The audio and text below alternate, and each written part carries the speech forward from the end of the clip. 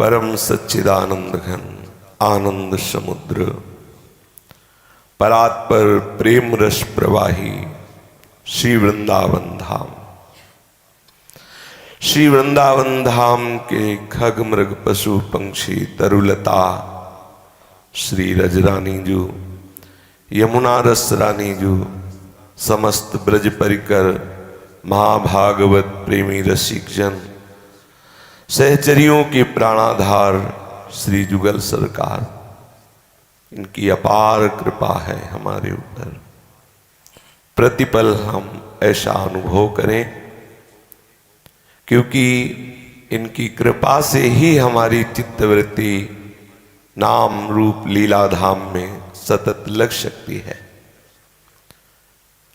क्योंकि चित्त का सहज प्रभाव जगत की तरफ है। प्रिया प्रीतम की तरफ चित्त को लगाना बहुत कठिन है। इसलिए बहुत कठिन है कि बहुत समय का अभ्यास जागतिक विषय चिंतन का स्वाभाविक है। अब इसे पलटना है, प्रिया प्रीतम के चिंतन में लगाना है।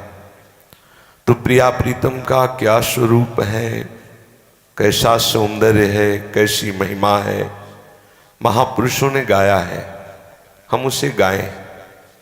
प्रिया प्रीतम की कैसी रसमयी लीलाएं हैं, हम उनका गायन और श्रवण करें। प्रिया प्रीतम के धाम का वैभव, प्रिया प्रीतम के रूप का माधुर्य, प्रिया प्रीतम के लीला विलास का वो अद्भुत सुख एकमात्र नाम में समाया हुआ है। देखो, अपने लोग चिदानंद धाम में हैं, पर धाम का सुख नहीं मिल रहा। जो धाम की महिमा हम वाणियों में स्वाध्याय करते हैं, वाणियों में देखने को मिलता है धाम का वो अद्भुत प्रभाव, धाम का वो अद्भुत शोभा, अद्भुत सुख, लेकिन हमें अनुभव में नहीं आ रहा। उसका कारण है नाम जप ना होना। यदि हमारे नाम जप होने लगे तो देखो, धाम में है, धाम का प्रकाश अनुभव में नहीं आ रहा, और नाम जप होने लगे तो आप कहीं भी हो धाम का प्रकाश हो जाएगा। ये अद्भुत महिमा नाम की है, कहीं भी हो। सेवक जी महाराज जबलपुर गढ़ा में है और वहां से तन्मय होकर के नाम का चिंतन कर रहे हैं। हरिवंश हरिवंश हरिवंश। कभी देखा नहीं था वृंदावन धाम, कभी आए नहीं थे श्री धाम वृंदावन। कैसा अद्भुत प्रभाव महाप्रभु हरिवंश चंद्र जो प्रकट हुए, संपूर्ण नित्य बिहार वहीं उनके नेत्रों के सामने गोचर हुआ। वहीं वृंदावन, वहीं वृंदावनेश्वरी, वहीं अद्भुत विलासी श्री लालजू महाराज, अद्भुत अद्भुत सहचरियां, अद्भुत अद्भुत महाउत्सव उन्होंने अनुभव किया। कभी देखा कि नवीन नवीन झूले की रचना हो रही, प्रिया प्रीतम उस पे झूल रहे। कभी देखा नवीन सैया की रचना सहचरियां कर रहे, कभी देखा स्वयं प्रीतम अपने कर कमल से कर रहे, कभी देखा प्रिया प्रीतम दोनों मिलके कर रहे। ये वही गढ़ा में ही देख रहे हैं। कबहू का निर्मित तरल हिंडोला, झूलत फूलत करत कलोला, कबहू को नवदल सेज रचावहीं, श्री हरिवंश सुरत रति गावहीं। ये वहीं देख रहे हैं गढ़ा में, जबलपुर में, कभी वृंदावन नहीं आए। कैसा नाम का अद्भुत प्रभाव वहीं परम रस सिद्ध हो के फिर वृंदावन धाम में उन्होंने वृंदावन की जो महामहिमामयी भूमि है इसमें प्रवेश किया। कैसा अद्भुत प्रभाव नाम का।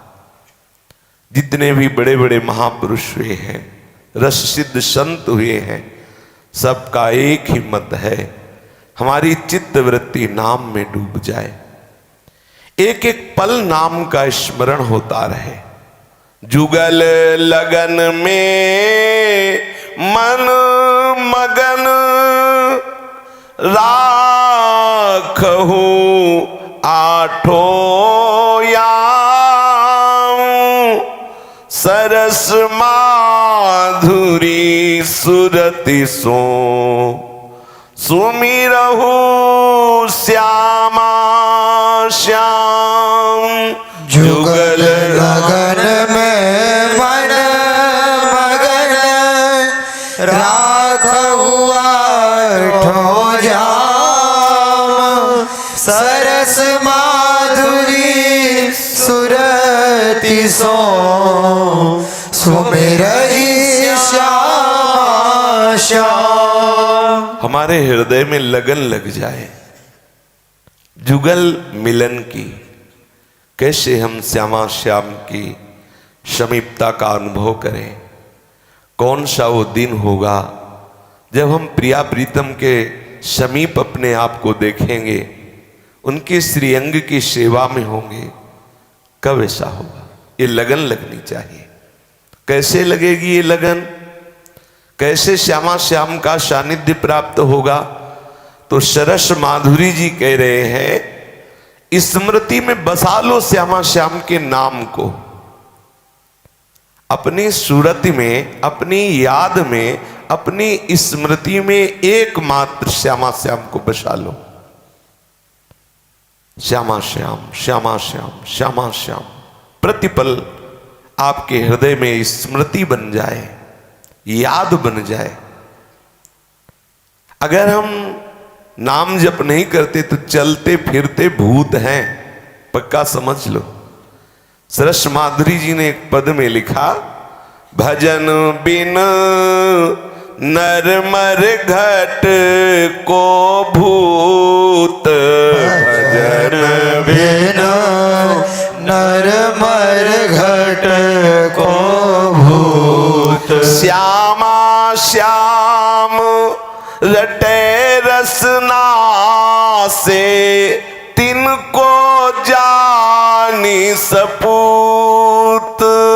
श्यामा श्याम रटे रसना से तिनको जानी सपूत।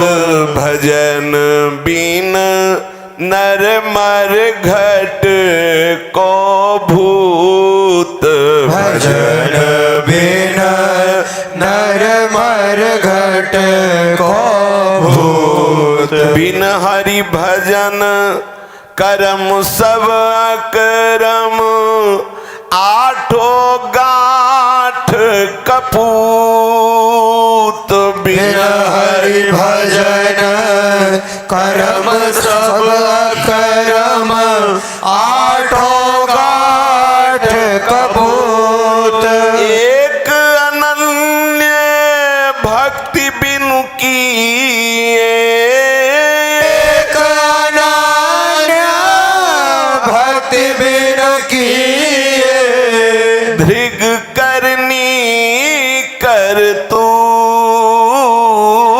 धृग करनी करतूत। भजन बिन नर मर घट को भूत। भजन बिन नर मर घट को भूत। निस दिन करत कपट छलबाजी, समझे नहीं औत। निस दिन करत कपट छलबाजी, समझे नहीं आयु। सरस माधुरी अंत काल में। सरस माधुरी अंत काल में। मारेंगे यमदूत। मारेंगे यमदूत। भजन बिन नर मर घट को भूत। भजन बिन नर मर घट को भूत। श्यामा श्याम रटे रसना से। श्यामा श्याम रटे रसना से।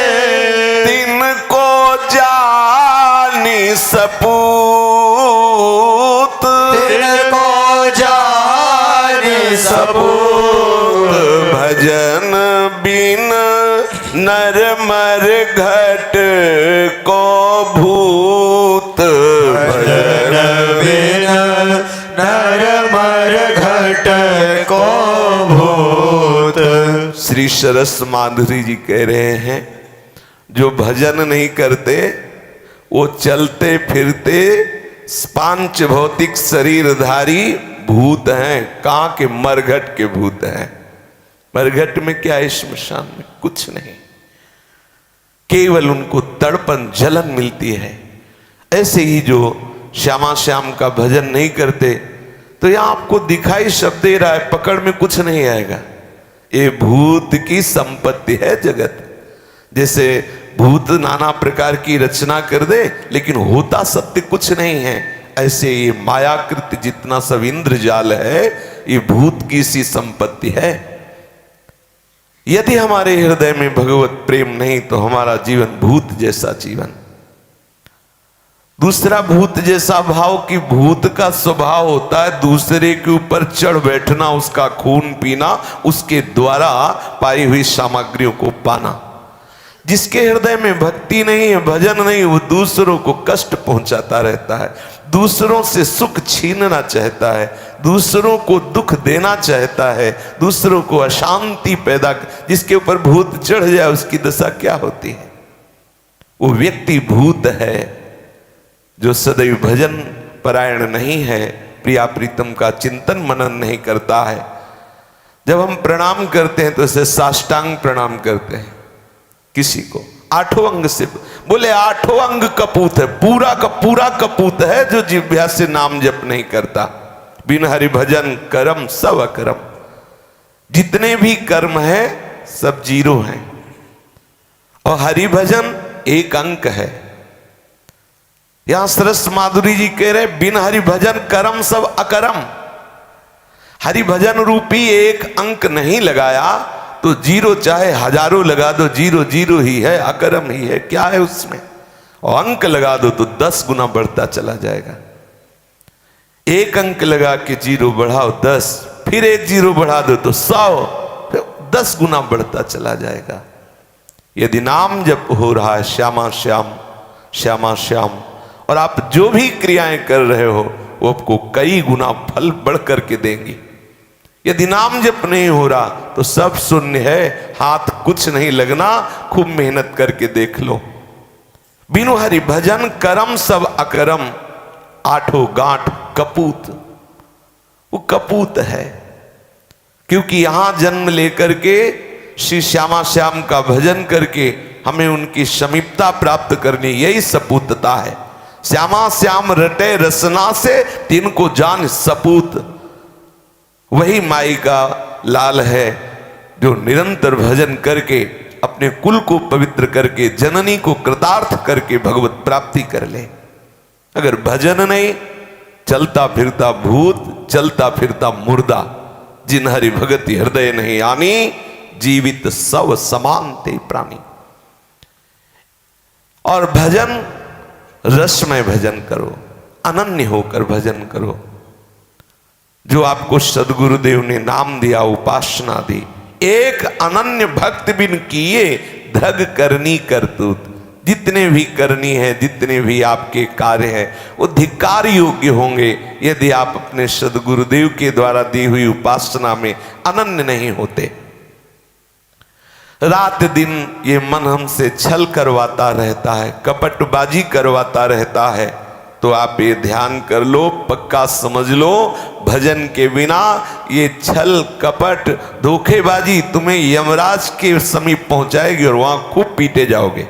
सरस माधुरी अंत काल में मारेंगे यमदूत। हम अंदर से अपनी वृत्ति को सुधारें। जैसे बाहर से पक्षी जब आकाश में उड़ता है तो उसके 2 पंख होते हैं, उन्हीं के सहारे उड़ता है। ऐसे अध्यात्म पथ में ऊंचाई पर चढ़ने के लिए हमारे 2 पंख हैं, एक सत्संग और एक नाम जप। साधन को हरि भजन है कै सत्संग सहाय। सत्संग और हरिनाम जप रूपी पंखों से हम उड़कर परम पद में आरूढ़ होते हैं। यदि नाम जप नहीं है, क्योंकि सत्संग से नाम जप की प्रेरणा मिलती है, नाम जप का उत्साह वर्धन होता है, और नाम जप से ही सत्संग के रहस्य को हम समझ पाते हैं। इसीलिए यहाँ संत दरिया साहब जी कह रहे हैं, विहंगम कौन दिशा उड़ी जई हो, विहंगम कौन दिशा उड़ी जई हो, नाम बिहूना सो पर हीना, भरमी भरमी भव रहियो, नाम बिहुना सो पर हीना, भरम भर भव रहियो, विहंगम कौन दिशा उड़ी जई हो, विहंगम कौन दिशा उड़ी जई हो। अरे पक्षी कहाँ उड़ के जाएगा? तेरे पास नाम रूपी पर नहीं है तो तू परमार्थ की यात्रा नहीं कर सकता। बहुत ध्यान दे, ये सब बड़े बड़े महापुरुषों के अनुभव की बात है। भगवत मार्ग में आपको ले चलने वाला एक नाम और दूसरा सत्संग, ये दो पर हैं जिनसे आप प्रभु के धाम में, प्रभु की चिदानंदमय लीला में प्रवेश पाओगे। अगर तुम नाम विहीन यात्रा करना चाहते हो किसी अन्य साधन से, तो घूम घूम कर के इसी संसार में पड़ोगे, परम पद में भगवत चरणारविंद की सेवा में नहीं पहुंच सकते। सेवा में पहुंचने के लिए एकमात्र नाम और सत्संग, ये दो पर हैं जो आपको जो चाहोगे। अगर आप मोक्ष चाहते हो तो मुक्त हो जाओगे, प्रियालाल से प्रेम चाहते हो तो प्रेम प्राप्त हो जाएगा। आप सावधानी पूर्वक नाम जप करें। सावधानी क्या? जो ही आप ये संकल्प करेंगे कि अब मैं निरंतर नाम जप करूंगा, तो जहां से आपको नाम प्राप्त हुआ सबसे पहले माया वहां श्रद्धा कराने की चेष्टा करेगी, क्योंकि नाम जप में रुचि ना हो पावे, नाम आपके हृदय में निरंतर ना चल पाए, इसलिए पहली चाल होगी। इसीलिए दरिया साहब कह रहे हैं, गुरु निंदक बद संत के द्रोही, निंदे जन्म गवई हो, गुरु निंदक बद संत के द्रोही, निंदे जन्म गवई हो, परदारा पर संग परस्पर, कहु कौन गुण लहियो, परदारा पर संग परस्पर, कहु कौन गुण लहियो, विहंगम कौन दिशा उड़ी जई हो, विहंगम कौन दिशा उड़ी जई हो। नामदाता गुरुदेव की किसी भी तरह से ना निंदा सुनो ना निंदा करो, ये माया की चाल है। आपके अंतः में और बाहर ऐसी स्थिति पैदा कर देगी जिससे सदगुरुदेव के प्रति अश्रद्धा हो जाए, अवहेलना, अनादर की वृत्ति। कोई निंदा कर रहा है गुरुदेव की, हमें सुनना नहीं है, अपनी वाणी से कभी हमें उनकी निंदा करनी नहीं है, क्योंकि वो नामदाता है। जो प्रभु का नाम देने वाले हमारे सदगुरुदेव हैं, हम निरंतर सावधान रहें, ना मन से उनके प्रति दोष बुद्धि हो, ना वाणी से उनके कभी दोष का वर्णन करें, ना किसी के द्वारा वर्णन की हुई दोष का श्रवण करें। जब हमारा गुरु चरणों में श्रद्धा विश्वास बढ़ता है और हम नाम जब शुरू करते हैं, तो हमें लगने लगता है कि संत क्या है, हम भी तो जपते हैं, हम तो इतना जप करते हैं, हम तो ऐसे जप करते हैं, देखो ये ऐसा। हम दोष दर्शन करने लगते हैं संतों में। आपको क्या पता बाहरी चेष्टा उनकी कैसी है और अंतर में वो कितना डूबे हुए हैं। एक संत भगवान को देखा, वो कई दुकानों में एक एक पेड़ा मांग के पाते हैं, 20 वर्ष से फला रहे, 20 वर्ष से। ग्वारिया बाबा उनको कहते हैं, अब भी हैं, पानी घाट की तरफ, आप जानते हो विट्ठल भगवान वो वृंदावन की 3-3 परिक्रमा लगाते हैं, 3-3 परिक्रमा, फलाहार रहते हैं। अब उनके बाहरी दृश्य को देखो, एक एक दुकान में ऐसे करते हैं, एक पेड़ा दुकान, कोई कोई भगा भी देते हैं, एक रज लगाए, पूरी रज पोते, फटा पुराना कपड़ा पहने, ऐसे मांगते हैं, ऐसे पाते। तो अब अगर वो दृश्य देखे तो सामने वाला कहेगा भिखारी है, लेकिन सच्ची मानो बड़े महान संत है, बड़े बुजुर्ग संत हैं, पूरा जीवन हो गया उनको वृंदावन का सेवन करते।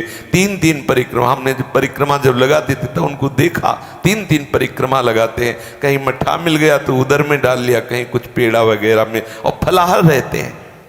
हम संतों की बाहरी चेष्टाओं को नहीं समझ सकते।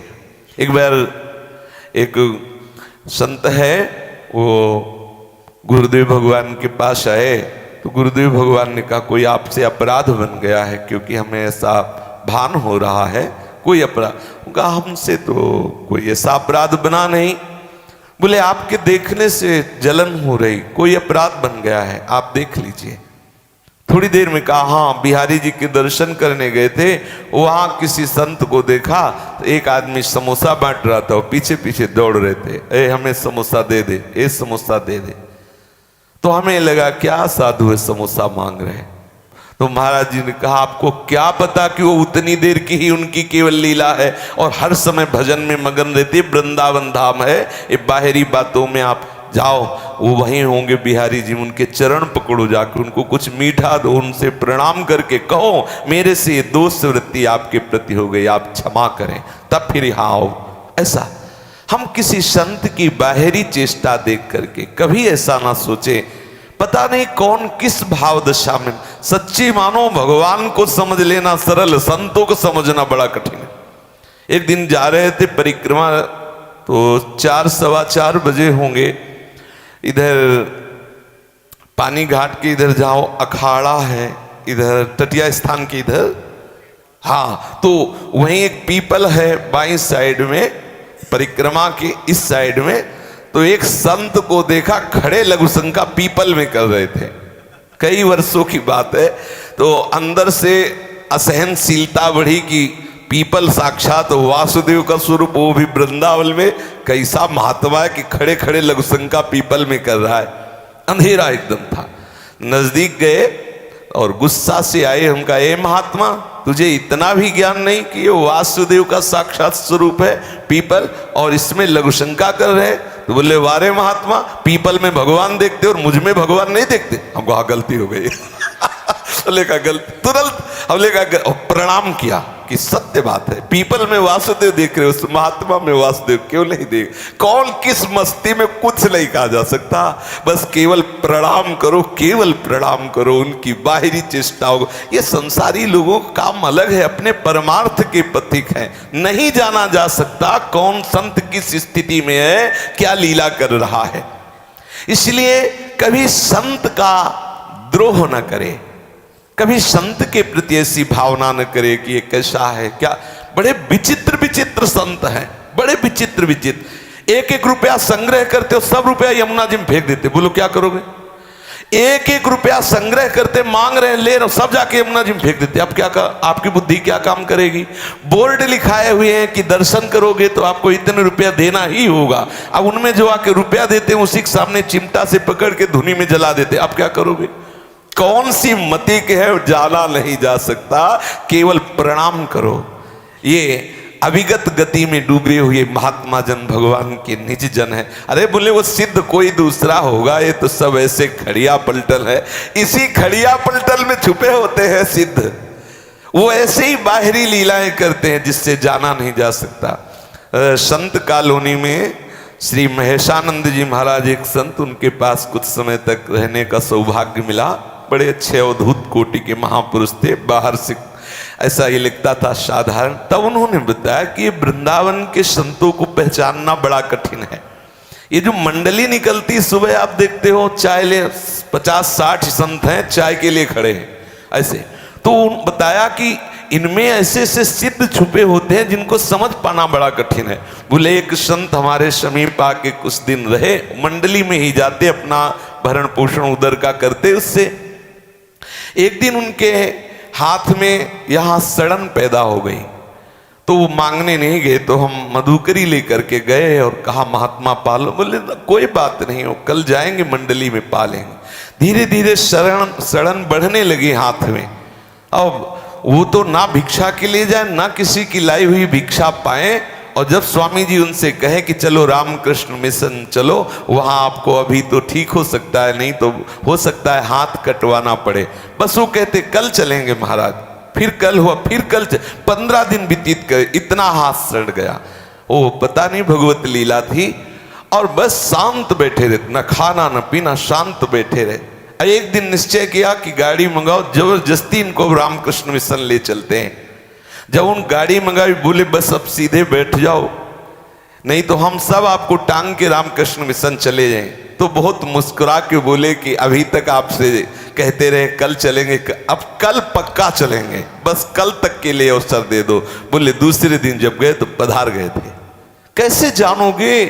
एक एक चाय के लिए घंटों खड़े रहते हैं, कैसे जानोगे कौन सी स्थिति में महापुरुष किस रूप में छुपा हुआ है? इसलिए सबको प्रणाम। सोचो, जड़भरत जैसा महापुरुष, रहुगण जैसा विद्वान नहीं पहचान पाया और पालकी में जोत दिया ऐसे महापुरुष को, कैसे कोई जान पाएगा? भगवान जनावे तो ऐसे महापुरुषों को जाना जा सकता है। ये धाम है लाडली के निज जनों का धाम, इसलिए हम सबको प्रणाम करें। कहीं भी किसी भी संत के प्रति हम द्रोह ना करें, नहीं तो हमारे हृदय में भगवत भजन की वृत्ति ही नहीं रह जाएगी। बोले निंदे जन्म गंवई है। जो संतों की निंदा करते हैं वो अपने जीवन को नष्ट कर देते हैं। बोले रोड में बैठा रहता है, राधा राधा राधा करता है, एक एक रुपए का आकांक्षा करता है, मांगता रहता है। सच्ची मानिए, प्रणाम कीजिए उनको। हर समय परिक्रमा में बैठे हैं, हर समय रज का सेवन हो रहा है। न जाने कितने लोगों के दर्शन होते हैं, न जाने कितने बार शास्त्रों बार राधा राधा बोलते हैं। अगर 100-200 रुपया उनके मांगने पे मिल गया तो क्या इतनी ही कीमत है? धामवासी हैं, रजोप सेवी हैं, राधा नाम गायक हैं। सच्ची मानिए, गुण देखो, दोष मत देखो। आप अपनी तरफ लौट के देखो, क्या 100-200 में आप ऐसा कर सकते हो?